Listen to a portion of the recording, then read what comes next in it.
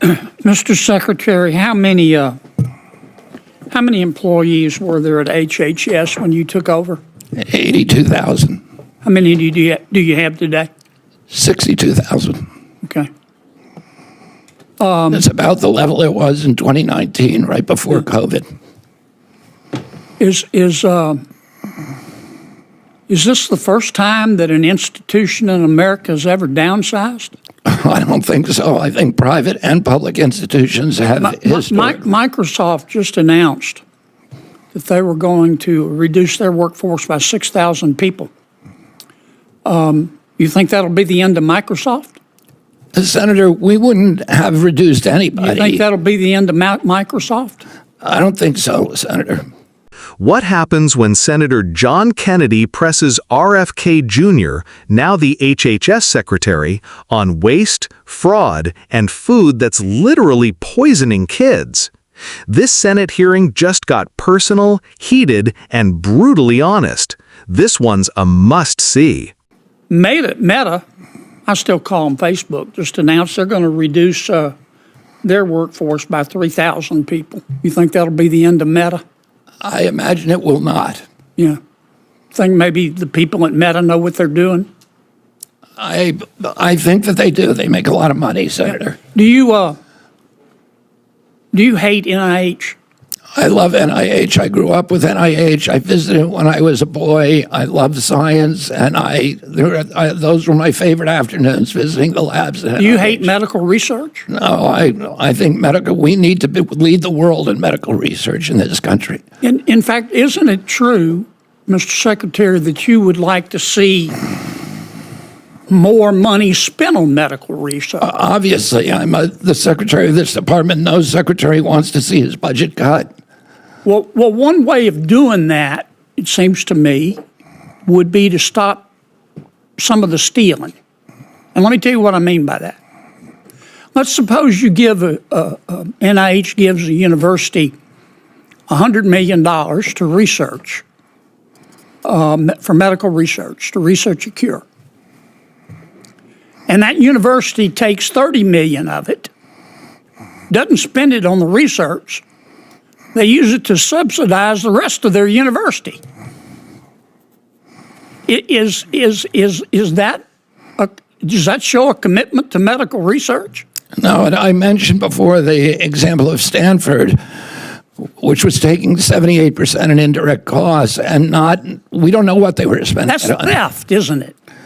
It's not a good in Louisiana, way to spend we call federal that stealing. Taxpayer dollars. We call that stealing.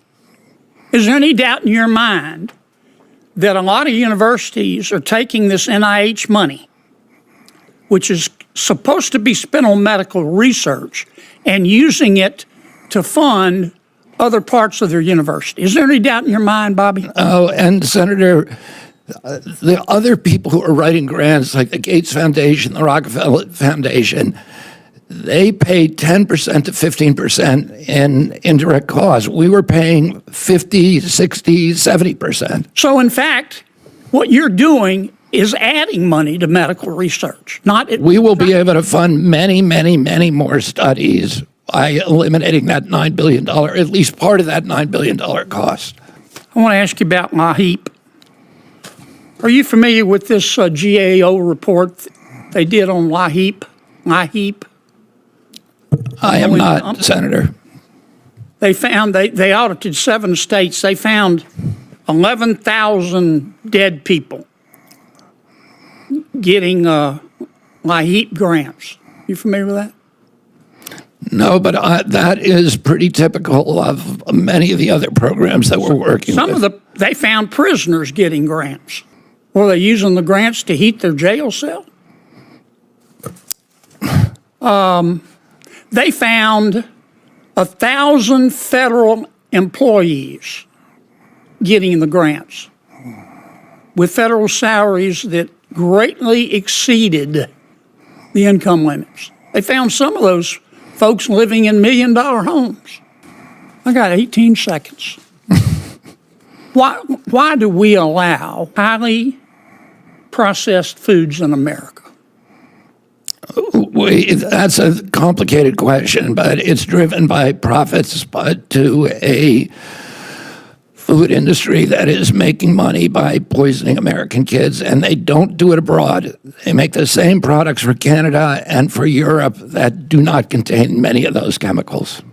You understand, Mr. Secretary, there's nothing you can do that's going to make many of my Democratic colleagues happy. You get that, don't you? I do understand. I'm coming to understand that, Senator. Yes. Thank you. In this intense appropriations hearing, Senator John Kennedy does what he does best, mix wit with firepower. And this time, the target is none other than Robert F. Kennedy Jr., serving as Secretary of Health and Human Services. It starts off tame. Kennedy asks how many employees HHS has lost since RFK Jr. took over. The number is significant, from 82,000 to 62,000. Kennedy uses this moment to highlight that downsizing isn't always a bad thing. Big companies like Microsoft and Meta are doing it too. His point, efficiency isn't failure. Sometimes it's survival. But then Kennedy pivots hard into waste in NIH grants. He paints a powerful picture. Federal research money meant to cure diseases is being skimmed off by universities using it to subsidize other departments. RFK Jr. doesn't deny it. In fact, he agrees, citing institutions like Stanford charging up to 78% in indirect costs, a sharp contrast to private funders like the Gates Foundation, which often cap that at 15%. Kennedy calls it theft. RFK Jr. calls it unacceptable.